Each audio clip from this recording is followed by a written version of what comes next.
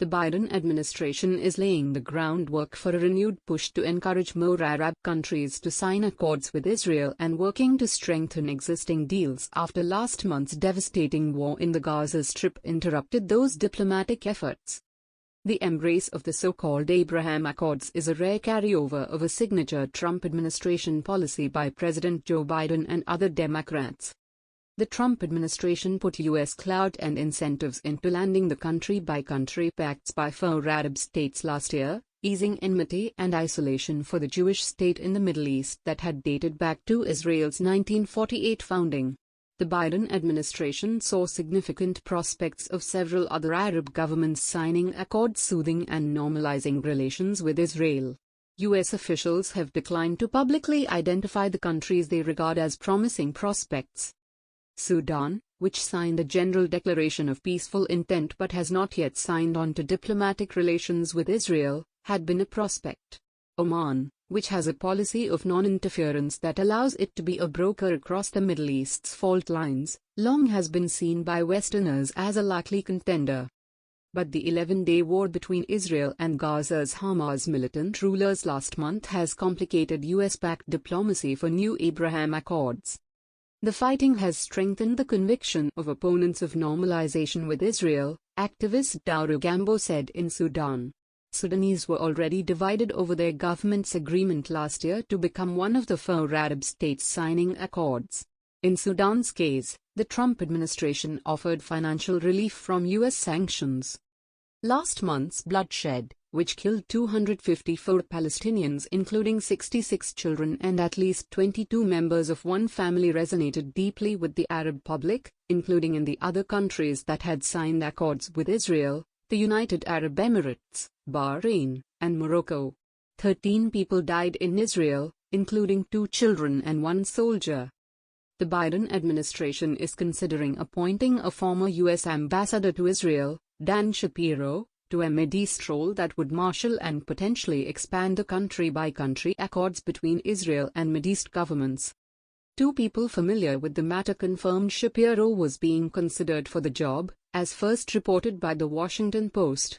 They spoke on condition of anonymity because they were not authorized to comment publicly. U.S. officials also are working to encourage more business, education and other ties among the 4 Arab states and Israel.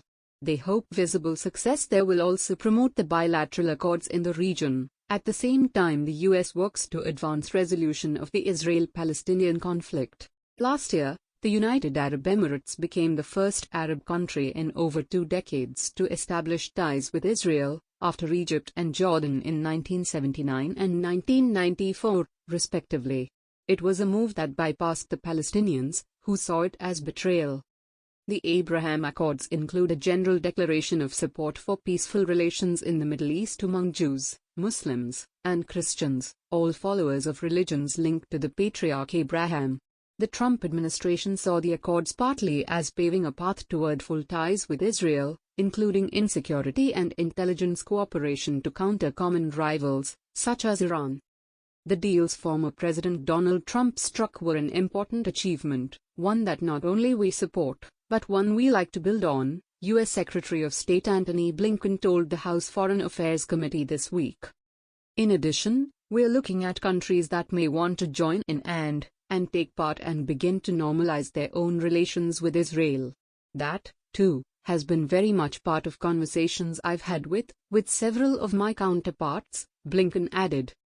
Opponents of these deals, however, argue that they undermine Arab consensus around only recognizing Israel when it resumes serious peace talks with the Palestinians that lead to tangible concessions.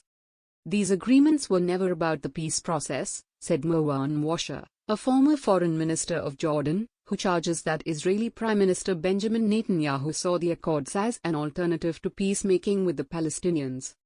Were they helpful to the peace process? No, they were not, Washer said.